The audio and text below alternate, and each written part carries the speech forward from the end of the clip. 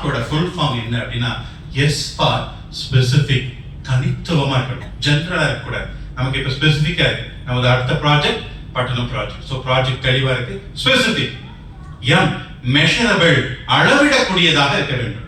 Okay, அதுல எல்லா சைஸ்லயும் நமக்கு பிளாட் இருக்கு, 1.5 2 2.5 3 எல்லா மெஷரபிள் இருக்கு.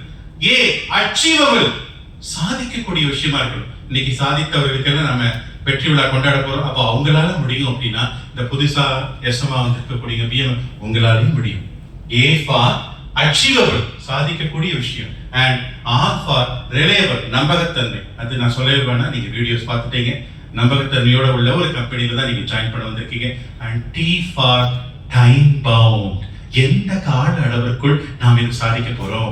60 நாள்லையா, 90 நாள்லையா, 120 நாள்லையா. ஸோ இந்த எஸ்எம்பிஎம்னா நீங்க ஒரு இலக்கை இன்று நிர்ணயிக்கிறத, இந்த ஹாலை விட்டு போகும்